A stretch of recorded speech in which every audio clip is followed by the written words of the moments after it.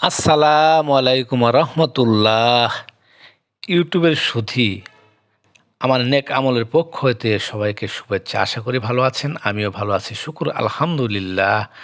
আজ আমি ছোট একটি দোয়া সম্পর্কে আলোচনা করব। বৃহস্পতিবার রাতে বা দিনে ছোট দোয়াটি যদি আপনি 10 বার পাঠ করেন, আল্লাহ তাআলার পক্ষ হতে গায়েবী সাহায্য করবেন। আপনি সর্বশ্রেষ্ঠ ধনী হবেন ইনশাআল্লাহ।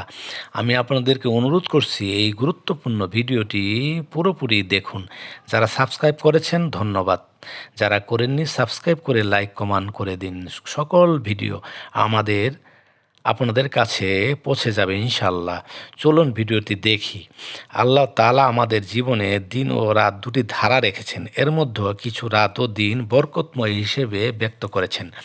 সে রাত ও দিনগুলিতে সঠিকভাবে আমল করলে দুনিয়া ও আখেরাতের লাভ হবে। এর মধ্যে এমন একটি রাত বা দিন হলো বৃহস্পতিবার জুম্মাবারের আগের দিন। সেই বৃহস্পতিবার সূর্যাস্ত থেকে শুক্রবার শুভে সাদিক পর্যন্ত সময়টি অনেক বরকতময় হিসেবে বর্ণিত হয়েছে। হাদিসে এসেছে এই রাতে পুরো সপ্তাহের আমল আল্লাহর দরবারে উপস্থাপন করা হয়। এর জন্য বৃহস্পতিবারে রোজা করতেন আমাদের প্রিয় নবী সাল্লাল্লাহু আলাইহি ওয়াসাল্লাম।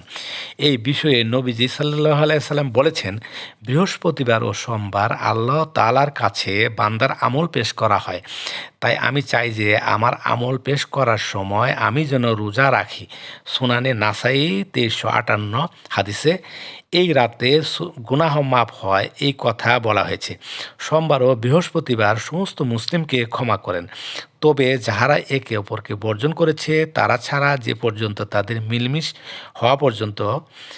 সুনানে ইবনে মাজা 1740 হাদিসে এসেছে, এই রাতে আমরা যদি বেশি বেশি দুরূদ পাঠ করি ও ছোট একটি আমল যদি করতে পারি, তাহলে আল্লাহ আমাদের গায়েবী সাহায্য দ্বারা সাহায্য করবেন। হযরত আনাস রাদিয়াল্লাহু থেকে বর্ণিত, রাসূল পাক সাল্লাল্লাহু আলাইহি ওয়াসাল্লাম বলেছেন যে, জুম্মার দিনে ও রাতে যে আমার উপর একবার দুরূদ শরীফ পাঠ করবে, তাহার উপর আল্লাহ তাআলা 10 বার রহমত বর্ষণ করেন।